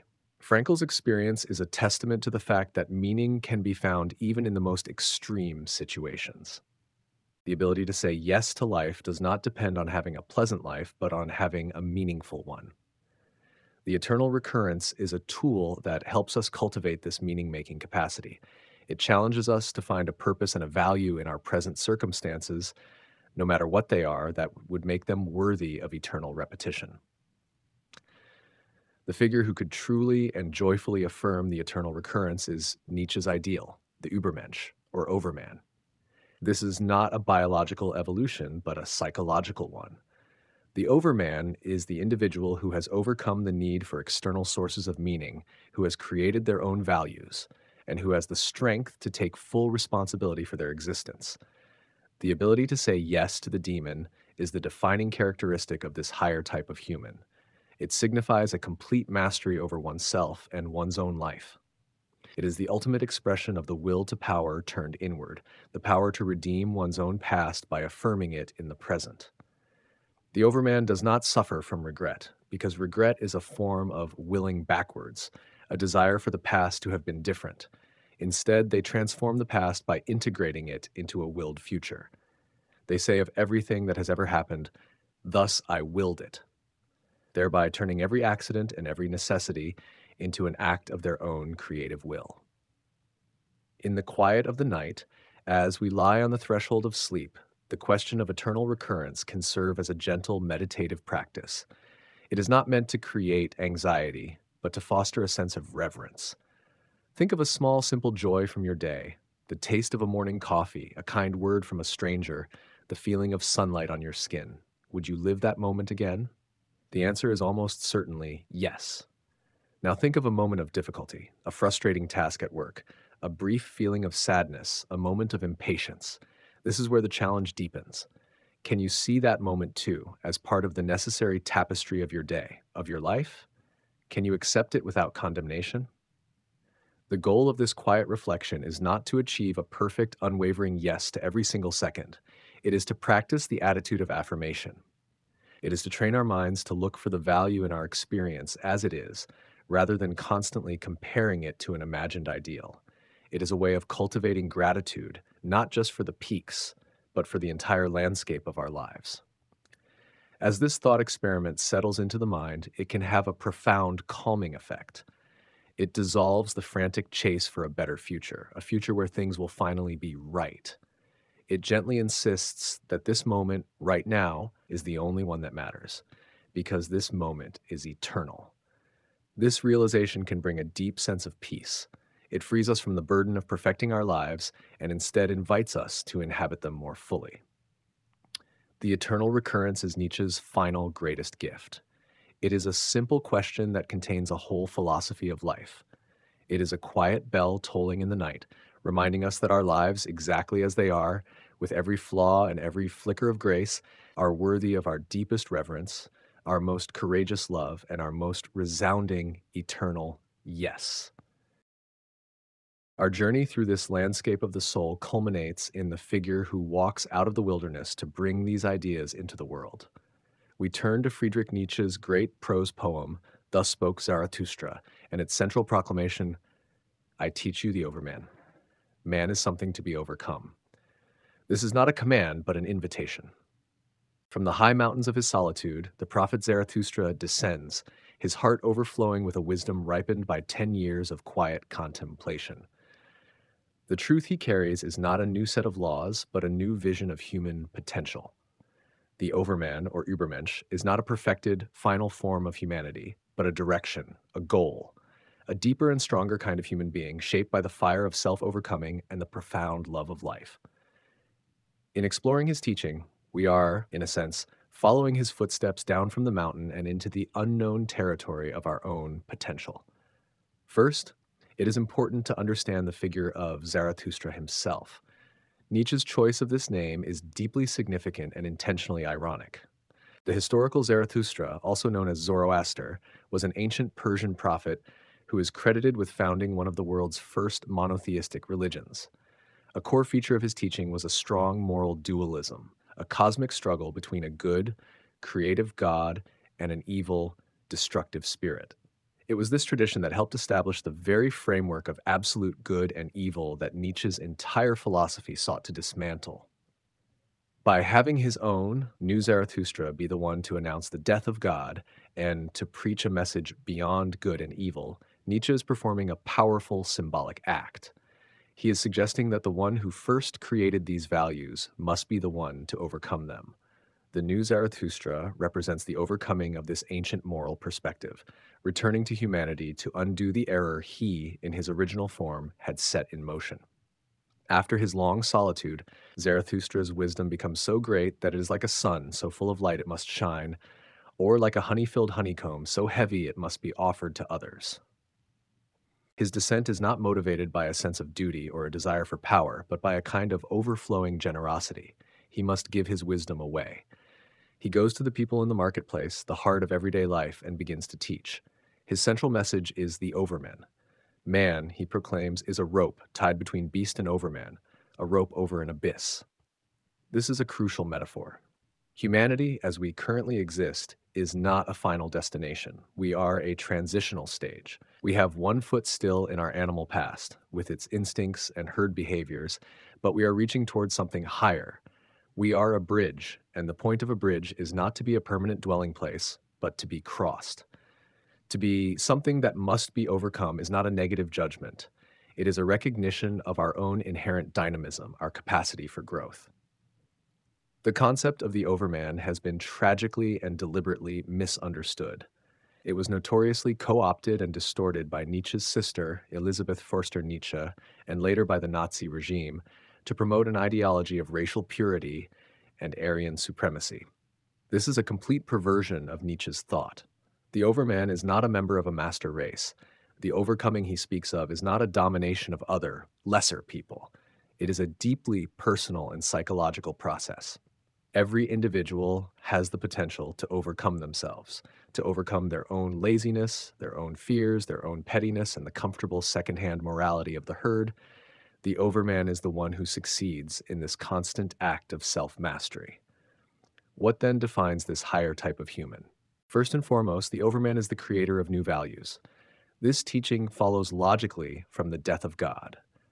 If the old, divinely ordained tablet of values has been shattered, humanity is left in a state of perilous freedom. The danger is that people will fall into nihilism, believing that nothing matters, or they will cling to what Zarathustra calls the last man. The last man is the ultimate creature of comfort and complacency. He seeks only warmth, security, and mild, harmless pleasures. He takes no risks, has no great loves or great hatreds, and believes his small happiness is the meaning of life. The last man is the opposite of the overman. He represents the end of human striving, the heat death of the human spirit. The overman, in contrast, accepts the awesome responsibility that comes with the death of God. He or she does not look for new idols or external authorities to provide meaning. The overman has the strength to look into the abyss of a meaningless universe and create meaning with their own hands, forging new values that are life-affirming and earthbound. Zarathustra constantly implores his listeners to remain faithful to the earth, to reject the otherworldly hopes that devalue our physical mortal existence in favor of some promised paradise. The overman finds their paradise here in this life by shaping it into a work of art. This shaping is done, as the prompt suggests, by fire and love. The fire is the process of self-overcoming. It is the conscious application of the will to power to one's own character. It means facing suffering directly, not fleeing from it or explaining it away. Hardship is the hammer that forges the spirit's strength. The overman willingly exposes themselves to challenges, to solitude, to the pain of growth, because they understand that this is how one becomes stronger. They understand the wisdom of the snake that must shed its skin to live. This fire is the relentless discipline of questioning one's own assumptions, rooting out one's own weaknesses, and continually pushing beyond one's own self-imposed limits. The love is amor fati, the love of fate. It is the ability to affirm everything that has happened and everything that will happen as necessary. The overman is the one who can wholeheartedly say yes to the thought of eternal recurrence. They can look back on their life's path with all its painful detours and seemingly random events and see it not as a series of accidents, but as their fate, which they would not trade for any other. This is a profound and active love. It is not passive resignation. It is a powerful embrace of reality in its totality. The fusion of this disciplinary fire and this all-embracing love is what shapes the overman. They have the hardness of a diamond forged under immense pressure, but also the lightness and generosity of a dancer who can move with grace through the challenges of life. This vision of a self-creating, fully realized individual has parallels in humanistic and depth psychology. Abraham Maslow's concept of the self-actualizing person describes an individual who has moved beyond basic needs to realize their full potential. Maslow's self-actualizers are characterized by qualities like autonomy, creativity, a deep appreciation for life, and a commitment to a calling beyond themselves. They operate from a place of inner directedness, much like Nietzsche's overman, creating their own code of ethics based on their own authentic experience. Similarly, Carl Jung's process of individuation is a journey toward becoming a whole, undivided individual. This involves integrating the conscious ego with the unconscious, including the shadow, and differentiating oneself from the collective herd mentality. The solitude of Zarathustra in his mountain cave is a perfect metaphor for the necessary inward turn that the journey of individuation requires. It is a process of overcoming the limited one-sided persona to become a more complete and authentic self. It is vital to note that when Zarathustra first descends and teaches in the marketplace, he fails. The people do not understand him. They laugh at him and his idea of the overman. They are far more interested in a tightrope walker who is performing for them. They are captivated by the spectacle and have no time for Zarathustra's difficult and demanding message. They would much rather hear about the comfort of the last man. This initial failure is a key part of the story.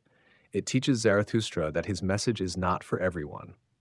It is for a select few higher men, individuals who are already feeling the limitations of the old values and are ready for a new path.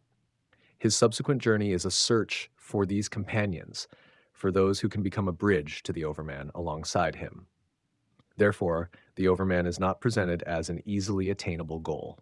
It is an ideal, a guiding star. It represents the highest potential that lies dormant within the human species. Following in Zarathustra's footsteps does not mean we will all become overmen. It means we accept the challenge he lays before us, to view our own lives as something to be overcome. It means engaging in our own quiet process of self-creation. It is the commitment to be a wanderer, a questioner, a creator. It is the choice to live with courage in the face of uncertainty and to find our meaning not in a distant heaven, but in our love for this earth, this life, this moment. The descent of Zarathustra is a call to awaken to our own potential, to begin the slow, patient work of shaping ourselves, not into something perfect, but into something truer, deeper, and more fully alive.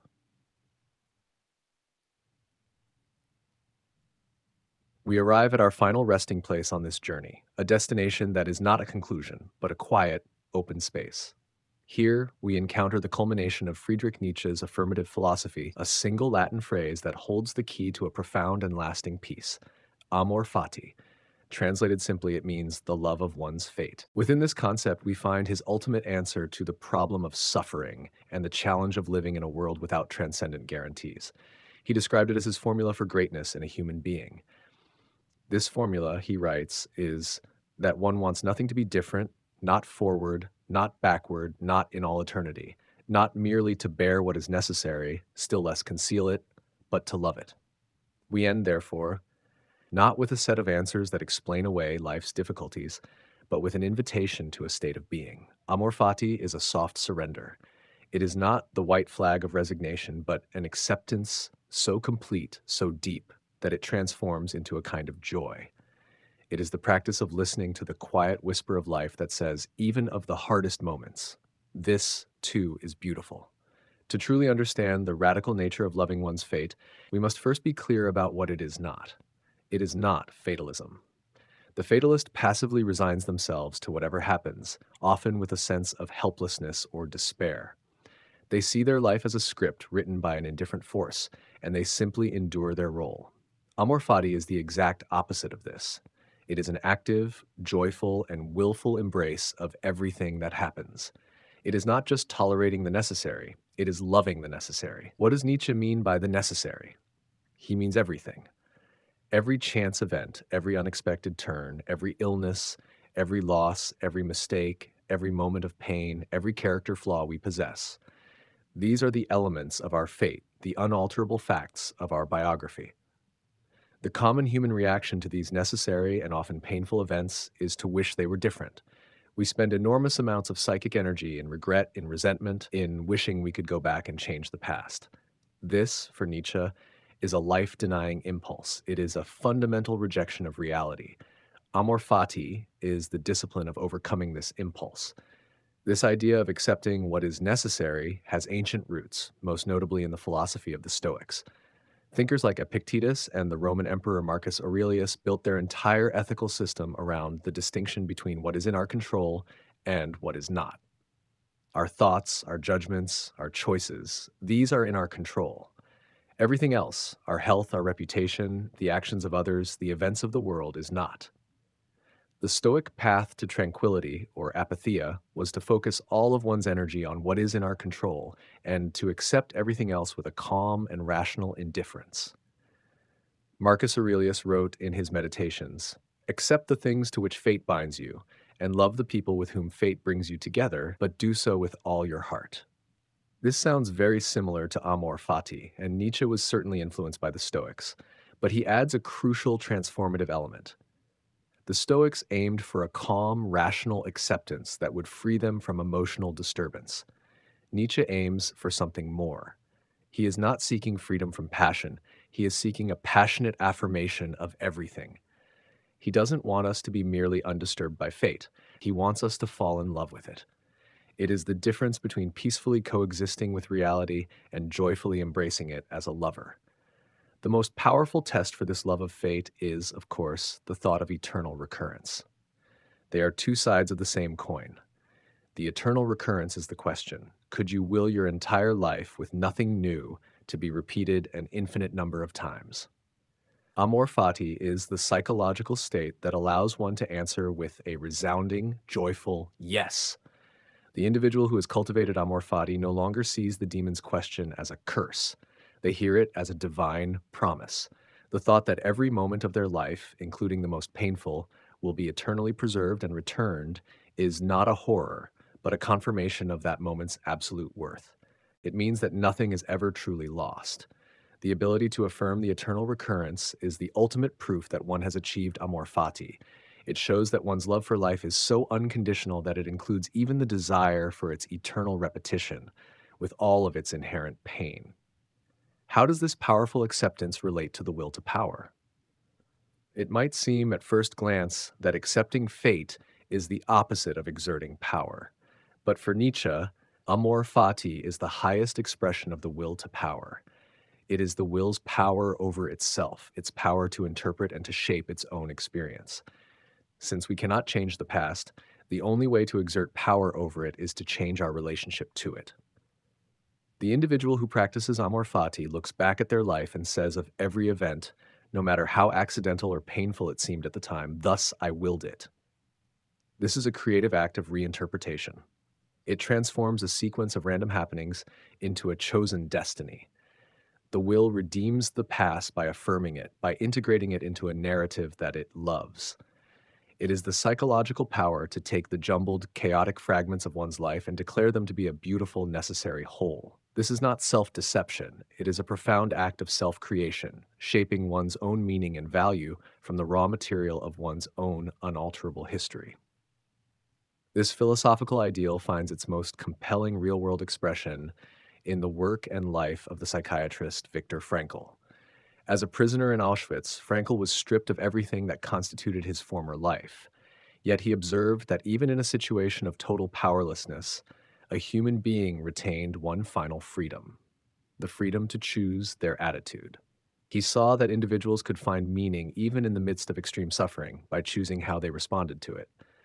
This is the core of his logotherapy, which is founded on the principle that the primary human drive is not for pleasure or power, but for meaning. Amor fati can be understood as the ultimate meaning-making attitude. It is the choice to find the meaning in one's fate, whatever it may be. Frankl's insight, forged in the crucible of absolute horror, demonstrates that this is not just a theoretical possibility for a philosopher in his study. It is a life-sustaining psychological capacity that can be accessed even in the darkest of times. It is the ability to say yes to life, even when life presents you with the most profound and painful no. In more recent psychological practice, this principle is reflected in therapeutic approaches like acceptance and commitment therapy, or AIT. AC is based on the idea that psychological suffering is often caused by our attempts to control or avoid unwanted inner experiences, like painful thoughts, feelings, and memories. The therapy encourages individuals to stop struggling against these inner experiences, to accept their presence without judgment. This acceptance frees up energy that can then be committed to living a rich, full, and meaningful life, guided by one's core values. This is a clinical application of the spirit of amor fati. It is not about liking the pain or agreeing with the negative thoughts. It is about accepting their reality, accepting what is necessary so that one can move forward. It is a soft surrender to the reality of one's own inner world, which in turn leads to greater psychological flexibility and strength. How then do we cultivate this love of fate in our own lives? It is not a sudden conversion, but a slow, gentle practice of perspective. It begins with observation. It is the practice of looking at the events of our lives, both past and present, not with the goal of judging them, but with the goal of understanding their necessity. It is a form of reflective questioning. One might look at a past failure and ask, what strength did I develop because of this? What did I learn that I could not have learned otherwise? One might look at a period of loss and ask, what new compassion or depth did this pain carve into me? This is not an attempt to put a positive spin on negative events. It is a genuine, curious inquiry into the interconnectedness of one's own story. It is the recognition that if you were to remove any single event, however painful, you would not be the person you are today. And to love who you are today requires you to, in a sense, retroactively love all the steps that led you here. In the quiet moments, perhaps before sleep, this can become a gentle meditation. One can bring to mind the events of the day, both the welcome and the unwelcome. The practice is to hold both with a sense of equal reverence, to see them as the inseparable light and shadow that make up the complete picture of a single day. It is to whisper to oneself, not as an intellectual exercise, but as a heartfelt intention. This too belonged. This too was necessary. This too I can accept. Over time, this practice can slowly dissolve the habits of regret and resentment.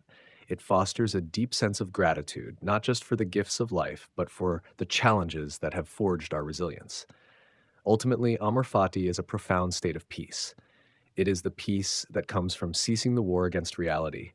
It is the quiet strength that comes from aligning one's own will with the will of the universe. The individual who embodies Amor Fati moves through life with a different kind of grace. They are not immune to pain, but they are no longer broken by it.